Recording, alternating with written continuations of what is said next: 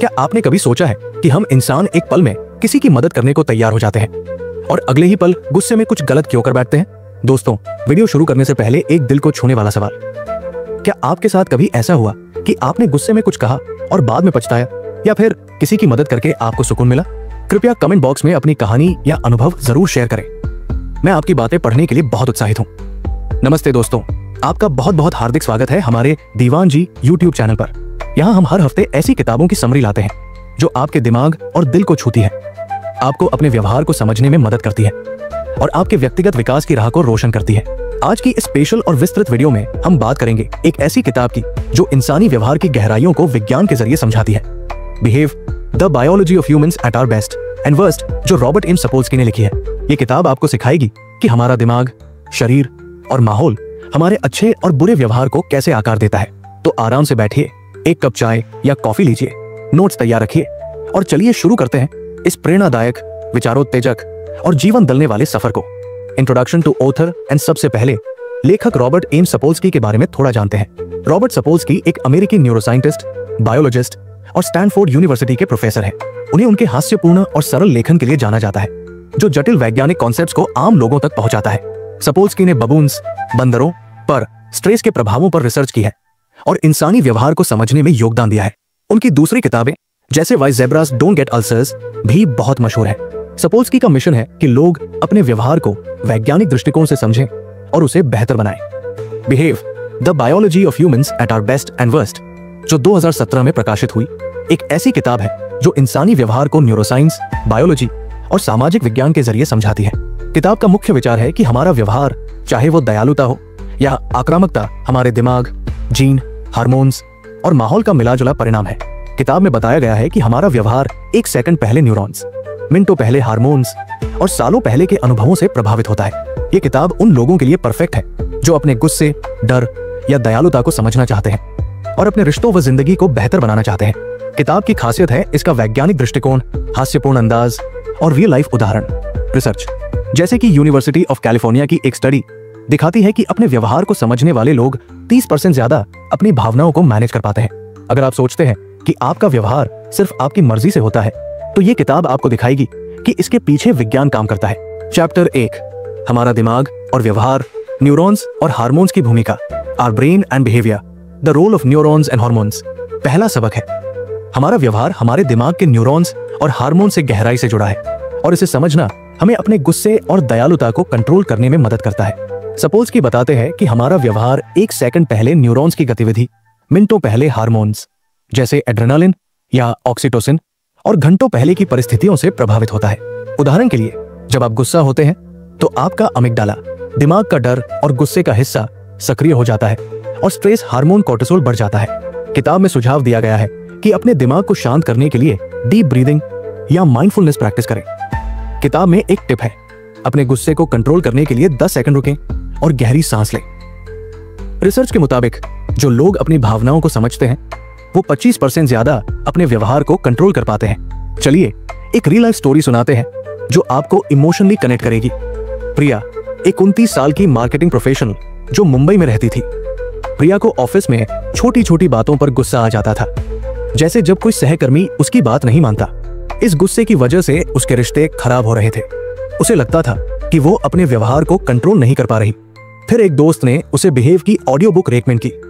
प्रिया ने न्यूरॉन्स और हार्मोन्स के कॉन्सेप्ट को समझा और फैसला किया कि वो अपने गुस्से को मैनेज करेगी। उसने हर बार गुस्सा आने पर 10 सेकंड रुककर गहरी सांस लेना शुरू किया। उसने माइंडफुलनेस मेडिटेशन अपनाया, जिससे उसका दिमाग शांत रहने लगा। धीरे धीरे प्रिया ने नोटिस किया कि वो ऑफिस में ज्यादा धैर्य के साथ रिस्पॉन्ड करती थी। उसके सहकर्मियों के साथ रिश्ते बेहतर हुए और उसे एक प्रोजेक्ट लीडर की जिम्मेदारी मिली। प्रिया कहती है, मेरे दिमाग को समझने से मैंने अपने गुस्से को कंट्रोल किया और अपनी जिंदगी को बेहतर बनाया। प्रिया की कहानी हमें सिखाती है कि अपने दिमाग को समझकर हम अपने व्यवहार को बदल सकते हैं। क्या आप अपने गुस्से को कंट्रोल करने के लिए कोई तकनीक आजमाएंगे? चैप्टर 2, माहौल और संस्कृति, हमारा व्यवहार कैसे बनता है, environment and culture, how our behaviour is shaped. दूसरा सबक है, हमारा माहौल और संस्कृति हमारे व्यवहार को आकार देता है और इसे समझने से हम बेहतर इंसान बन सकते हैं। सपोल्स्की बताते हैं कि हमारा व्यवहार सिर्फ दिमाग और हार्मोन से नहीं, बल्कि हमारे आसपास के माहौल, परिवार और समाज से भी प्रभावित होता है। उदाहरण के लिए, अगर आप ऐसे माहौल में रहते हैं जहां हर कोई कंपटीशन में है, तो आपका व्यवहार आक्रामक हो सकता है। किताब में सुझाव दिया गया है कि अपने माहौल को सकारात्मक बनाएं, जैसे सकारात्मक लोगों के साथ समय बिताएं। किताब में एक टिप है, ऐसे लोगों के साथ रहें जो आपको प्रेरित करें और आपके अच्छे व्यवहार को बढ़ावा दें। रिसर्च, जैसे कि यूनिवर्सिटी ऑफ शिकागो की एक स्टडी दिखाती है कि सकारात्मक माहौल में रहने वाले लोग 35% ज्यादा दयालु और सहयोगी व्यवहार दिखाते हैं। अब एक इमोशनल स्टोरी शेयर करते हैं।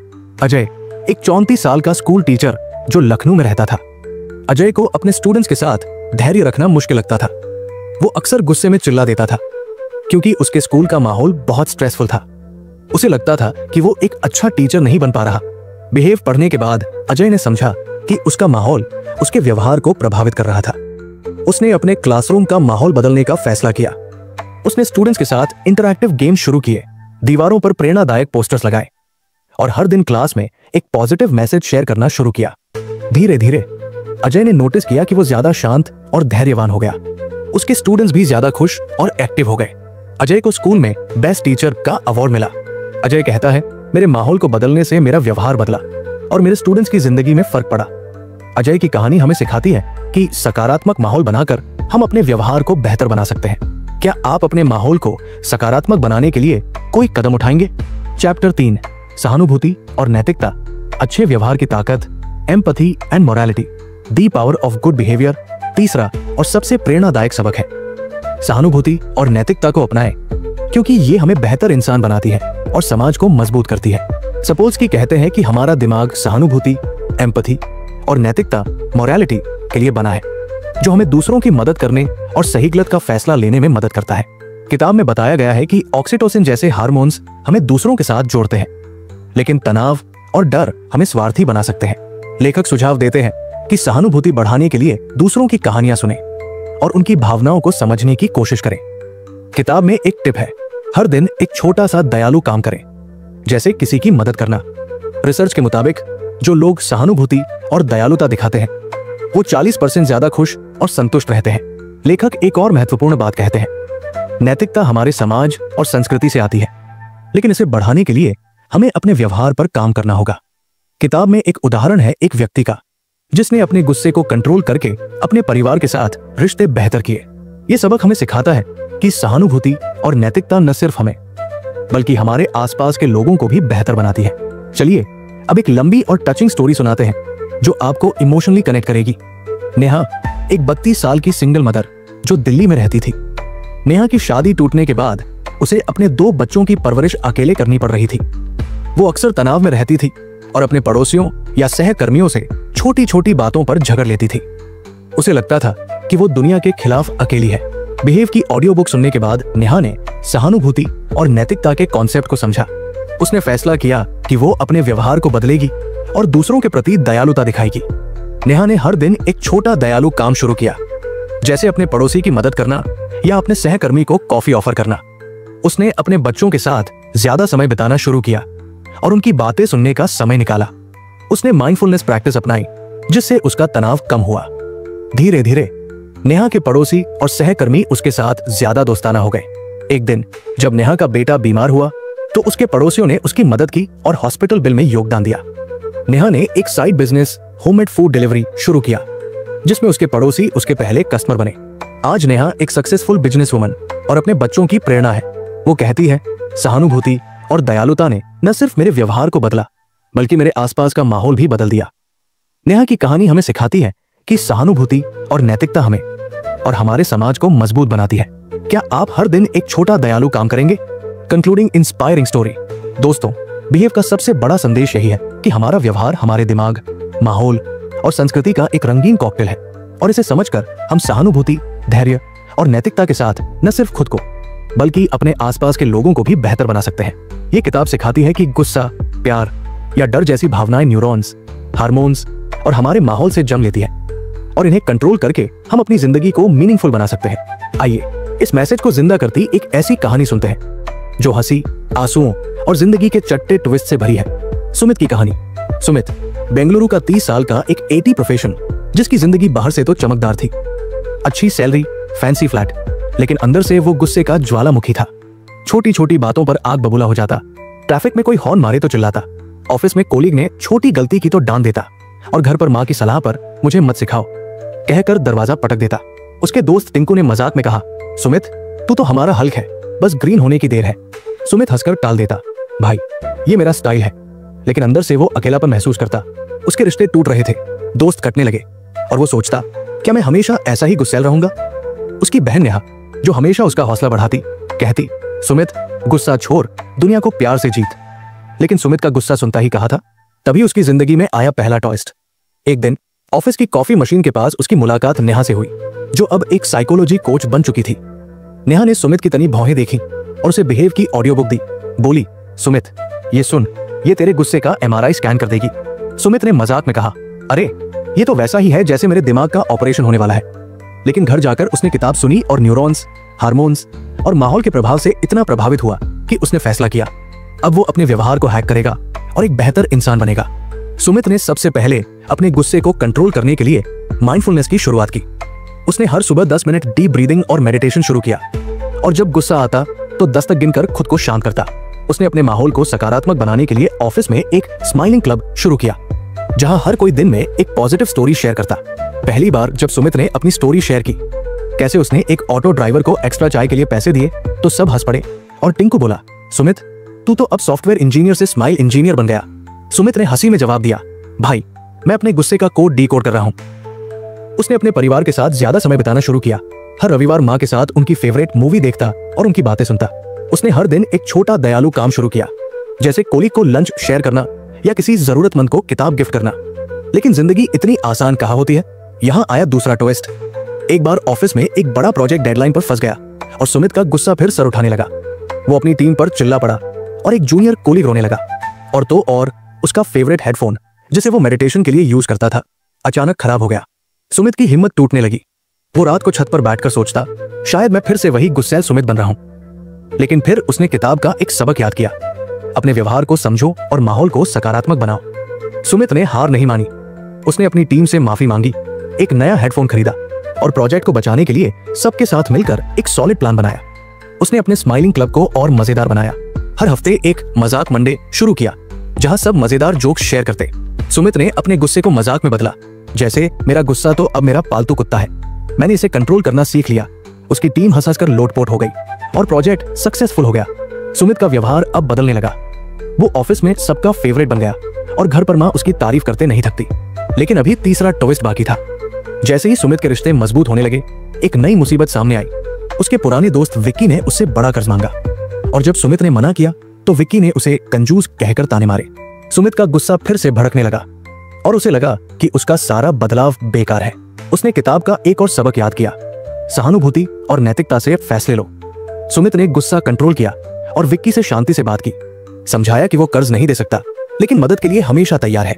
उसने अपने ऑफिस में एक मेंटरशिप प्रोग्राम शुरू किया, जिसमें वो जूनियर कर्मचारियों को कोडिंग और लाइफ स्किल सिखाता। उसने सोशल मीडिया पर एक कैंपेन शुरू किया, स्माइल का मंत्र, जिसमें उसने अपनी कहानी शेयर की कि कैसे उसने गुस्से को प्यार और सहानुभूति में बदला। उसने अपने मोहल्ले के बच्चों को अपने प्रोग्राम में शामिल किया, जो मोटिवेशनल स्टोरीज शेयर करते, और बदले में सुमित उन्हें कोडिंग सिखाता। लोग इस इमोशनल टच से इतने कनेक्ट हुए कि सुमित का प्रोग्राम कंपनी में फेमस हो गया। 3 साल बाद सुमित को अपनी कंपनी में लीडरशिप रोल मिला और उसके दोस्त और परिवार उसकी तारीफ करते नहीं थकते। आज सुमित एक सक्सेसफुल लीडर और अपने आसपास के लोगों की प्रेरणा है। वो आज भी हंसकर कहता है, जिंदगी ने मुझे मिर्च दी तो मैंने न सिर्फ मिर्च की चटनी बनाई, बल्कि उसमें थोड़ा मसाला डालकर पूरी दावत सजा दी। उसकी कहानी हमें सिखाती है कि अपने व्यवहार को समझकर और सहानुभूति अपनाकर हम अपनी जिंदगी को मीनिंगफुल बना सकते हैं। तो दोस्तों, आज से ही शुरू करो, अपने व्यवहार को समझो और अपनी जिंदगी को प्यार से चमकाओ। कॉल टू दोस्तों, अगर आपको बिहेव की ये विस्तृत और प्रेरणादायक समरी पसंद आई तो कृपया इस वीडियो को लाइक करें।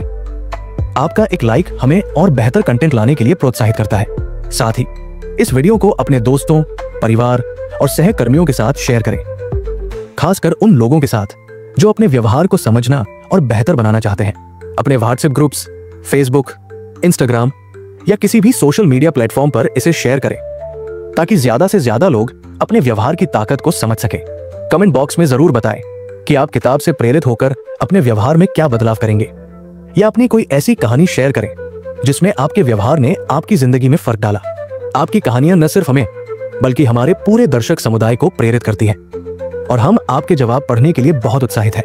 अगर आप अभी तक हमारे दीवान जी परिवार का हिस्सा नहीं बने हैं तो कृपया अभी सब्सक्राइब बटन दबाएं और बेल आइकन को ऑन करें ताकि आपको हमारी हर नई वीडियो की तुरंत खबर मिले।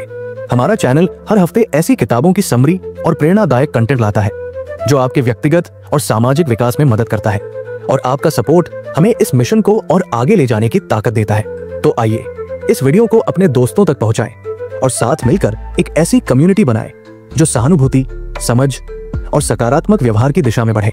आपका हर लाइक, शेयर और कमेंट हमारे लिए बहुत मायने रखता है। तो अभी लाइक करें, शेयर करें, कमेंट करें और सब्सक्राइब करें। तो दोस्तों, आज से अपने व्यवहार को समझें, सहानुभूति और दयालुता अपनाएं और अपनी जिंदगी को सकारात्मक दिशा दें। याद रखिए, आपका व्यवहार आपकी ताकत है, इसे सही दिशा में ले जाएं।